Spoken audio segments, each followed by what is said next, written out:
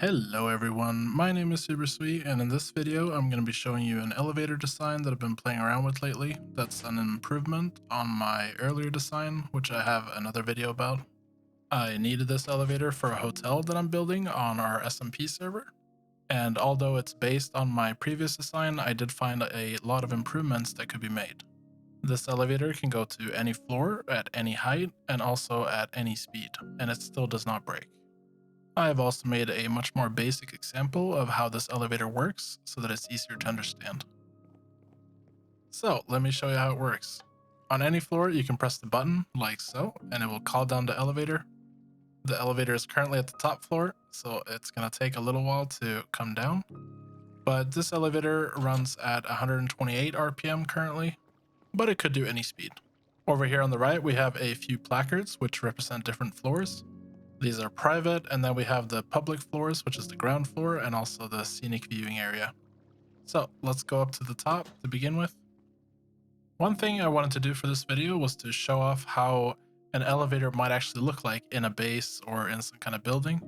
So that's why I thought it would be good to show off this elevator in the hotel. So now we're at the top floor. We can go outside, have a look around the area, and we're up on the 9th floor right now. So in addition to the ground floor, there are 7 other floors.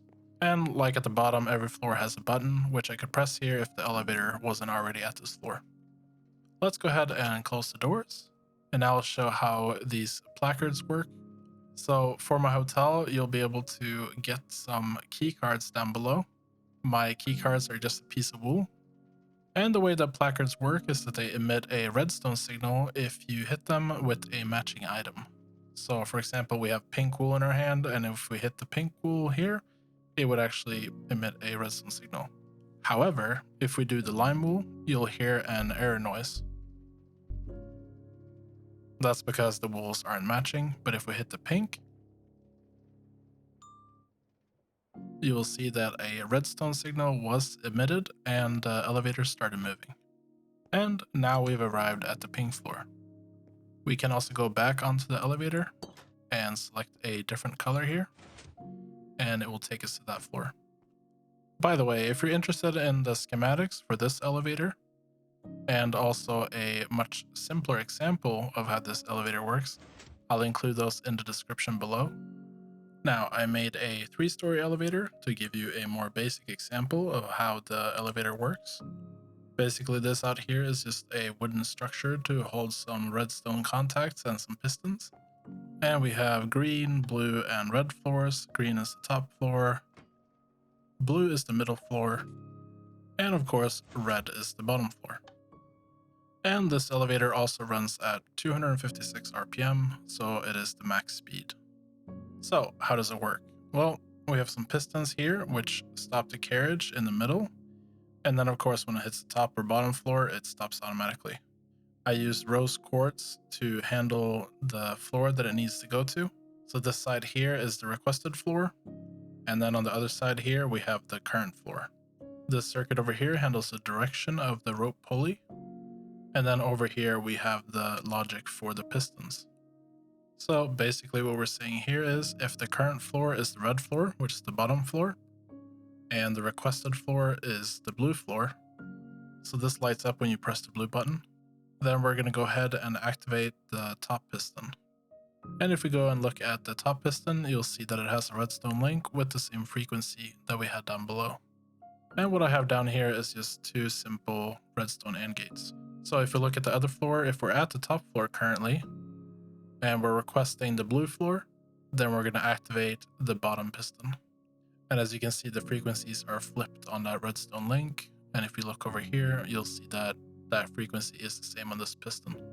And these pistons, they extend, and that's what's stopping the elevator when it goes up and down. I can demonstrate this using a link controller set to the frequencies of the buttons that we have on the elevator. So all the buttons are just the button and then the color of the concrete. So if we go ahead and press that, you'll see that the elevator is going to go up and the top piston there is going to extend. So there we go, and the elevator has stopped. And then we can press again to make the elevator go up to the top floor.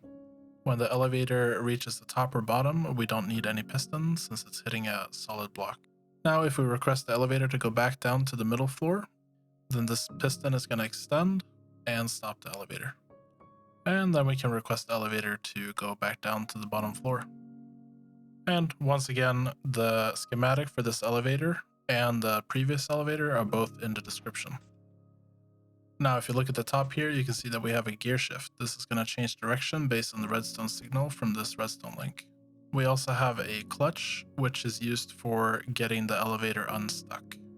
So this triggers every time you press the button for a new floor, as the elevator can kind of get stuck when it hits the piston. So let's take a look at the redstone circuit we have over here. First, we can take a look at the powered latch. This is used to determine the direction of the rope pulley, and it is what's changing the redstone signal on the gear shift. And this powered latch is controlled by some of the other redstone logic that we have over here. So currently the rope pulley is set to go downwards, but if the top floor is requested, or the blue floor is requested, with the top piston turning on, then either of these will activate and the powered latch is going to flip and change the direction of the gear shift. And that will make the elevator go up instead. Now, when that happens, this entire redstone here is going to get powered. And when that happens, it's also going to activate this pulse repeater, which is going to turn on this redstone link, which is going to turn on and off the clutch really quick. And that is going to reset our elevator because it needs to reset after it hits a piston. Then if we look at the other side, we have the completely opposite thing. If the ground floor is requested or the bottom piston is activated, then this will turn on, and that is going to change the direction of the rope pulley to be down. And that's because it's flipping this powered latch. And once that happens, it's also going to activate the pulse repeater, just like on the other side, and that's going to turn on and off the clutch really quick to make sure that the elevator is not getting stuck. Now, using the link controller, I can show you what this looks like in action. So now we'll go ahead and request the middle floor, and you'll see that the redstone signal was activated there and the powered latch was flipped. The clutch was also turned on and off for just one tick. And now that we requested the top floor, you'll see things updating again. And if we request the bottom floor now, you'll see the toggle latch update, and you can also see the rose quartz lamps in the background there. So I hope that this has given kind of a basic understanding of what everything is doing and how this works. I've really tried to simplify it as much as possible in this example. If you have any questions, please do leave a comment below. Now, if we jump back to my hotel, we can go into spectator mode and we can have a look at some of the logic here. So on the back of the elevator, we have these redstone links, which is for the buttons. So when a button is pressed, these are activated and called the floor. I also have redstone detectors on the side here. So this is saying that we're currently on the first floor. If we go up here, we can see second floor detector, third floor detector, and so on. There is one for every floor so that the logic knows which floor the elevator is currently on. I also have some redstone links on the back here, which is for the top and bottom floor. And in my case, these are the public floors that I mentioned. You might also see that I have some additional redstone detectors here. These don't do anything, they're just here for decoration to make everything look symmetrical, since I didn't find a good way to hide the other redstone detectors. You can also see how I have placed my pistons. So this is for the second floor, the orange floor, and this is the top piston for that floor. So the top one activates if the elevator is going up, and the bottom one activates if the elevator is going down. Then we have the same thing for all the other floors. As you can see here, when the floors start getting a little bit shorter in height, the pistons also start getting a little bit closer. But this is just repeating what I showed you before on a larger scale. Now, if we look at the top of the elevator shaft here, you can see that I have a rope pulley with a gear shift. And in this case, I've actually put the clutch at the bottom. There's no real reason for this. I just felt it was more convenient to have it down there. Now, in the basement under the elevator, we have a few water wheels, which are powering the entire elevator. Here you can change the speed of the elevator on the speed controller. I think 128 is fast enough, and it's a bit smoother than 256.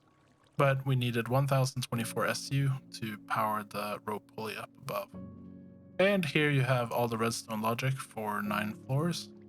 It's a little bit more overwhelming than my other example, but it basically works in a similar way. I have used a little bit of comparator magic to make this work. So on the left side, you have the requested floor, and on the right side, you have the current floor. And what I'm doing here is I'm taking the signal strength of either side and subtracting them. And this helps me determine if the elevator should go up or down, or if the elevator is currently on the correct floor. So here's the same thing, but from the opposite side. And in this case, I'm actually comparing the signal output of either side to determine the direction. I think this is a lot more complex than my previous example, but it is more convenient when you have more floors, I believe. So I decided to show it in the video. So what's shown here is the logic for determining direction, and you also have the 1 tick stopping of the clutch. So you can see the comparator is subtracting here. If we see 0 on both sides, it means the elevator is on the same floor as the requested floor. And if the number is higher on either side, it means there's a difference between the floors, and whichever side has the signal strength is the floor that determines the direction. And here's my logic for pistons. So I use the direction of the gear shift, and then also include the requested floor to determine which piston should be turned off or on. So as the elevator is running, you'll be able to see this updating. So we're requesting the elevator to go to the orange floor, and the direction is going to change to go up, and therefore the piston that is the topmost piston has been activated. I also want to mention that if you're importing this schematic into your world, make sure to hit the redstone links a little bit, as they may have bugged out in the schematic for some reason. I had to change it like this a few times to make it work, but after that, everything was working as expected. Thank you so much for watching. That's going to be the end of this video. If you found it useful, make sure to give it a like. I would also love to hear your feedback in the comments below. And if you want to see more of my videos in the future, make sure to hit that subscribe button.